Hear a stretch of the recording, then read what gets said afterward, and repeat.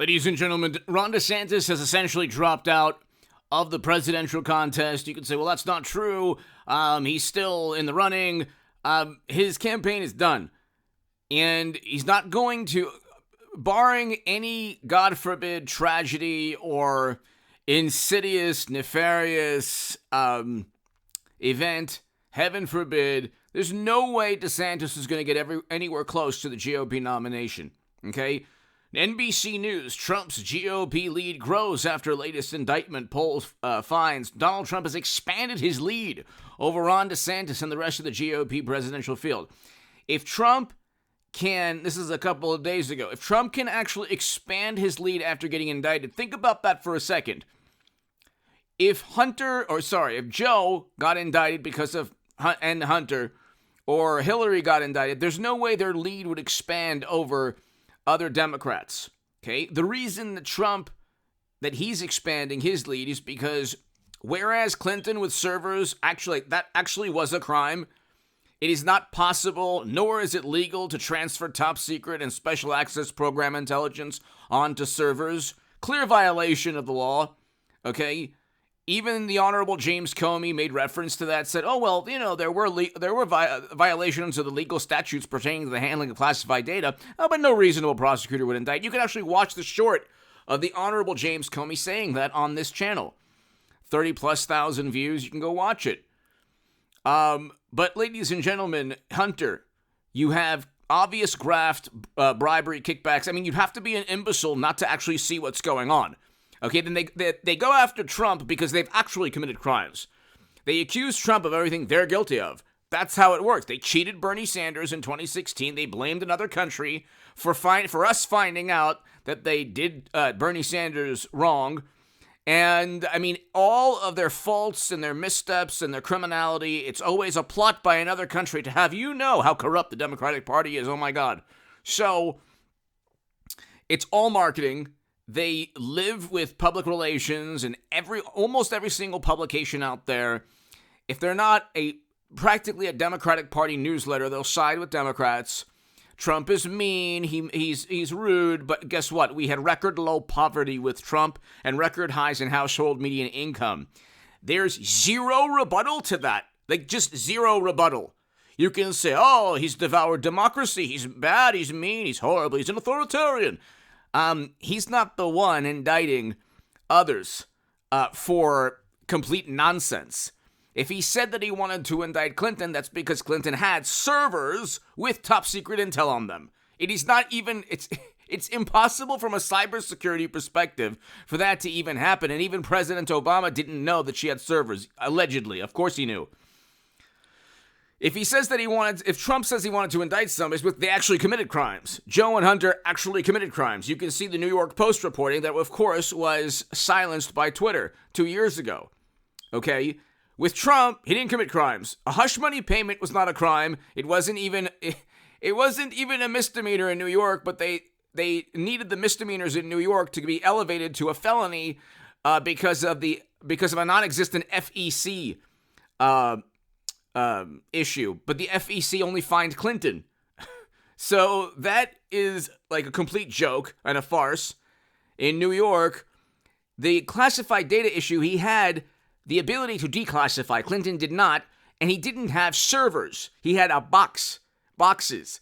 It's like night and day. What Clinton had with top secret intel was the Mount Everest of national security issues. I think that Hillary Clinton, by the way, will be the 24 nominee for the Democratic Party. You might say I'm all over the place, but I do think that's going to happen. I think it'll be Hillary Trump again, 2024, and I think that's what we need and deserve as a country. Especially when you've recreated a new Cold War. For what purpose, I don't know.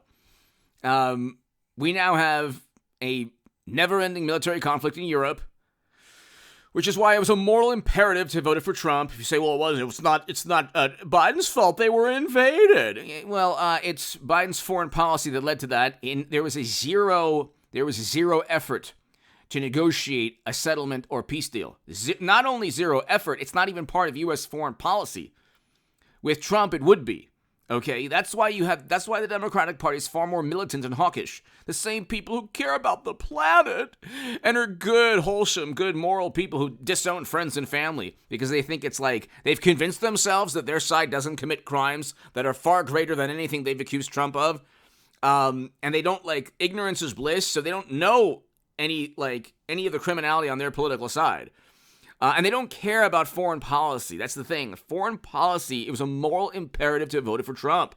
I kept saying, if Biden's in office, you're going to have a terrible quagmire someplace. Virtually right after, about a year and a half after he got in the Oval Office, Europe, invasion in Europe, we're now 90 seconds to midnight, according to the Bulletin of Atomic Scientists. With Trump, we had record low poverty, record highs in household median income. And with Biden, we're 90 seconds to midnight with inflation through the roof. But at least he's, I guess, nice. I don't know. That's what the Democrats say. But anyway, getting back to DeSantis, there's zero momentum in DeSantis' campaign. He's basically dropped out. Okay, he's basically dropped out. He'll continue to run. He'll continue to debate. He'll go through the motions, and he's not going to get anywhere close to the Republican nomination. Well, maybe he'll be second in line in the Republican nomination, and Trump will far and away be the runaway choice, and he'll win by 30, 40, 50 points. So you look at the press, and the same people kind of like DeSantis, like the more liberal publications who looked at him as maybe an alternative. I'm not saying like CNN didn't look at him as an alternative, but you have conservative publications who don't like Trump here and there, like the National Review type of audience, and then you have the more liberal, obviously the newsletters of the Democratic Party, not really going after DeSantis. Now they're going after DeSantis. Now, supporters of Trump and people who are voting for Trump don't really like what DeSantis has done, like going after Trump during the first indictment. Little things that he's done here and there. He's a good governor. He's very good, but he has to still build a track record. Okay, he has not withstood. He's not been able to withstand the continual onslaught of. They can indict. They want to indict. They want to indict DeSantis, Democrats, for trafficking human beings. Okay, because sending sending immigrants to Martha's Vineyard. This is the mentality. This is the mentality of the Democratic Party. Okay, and don't think that they're not capable of doing something like that.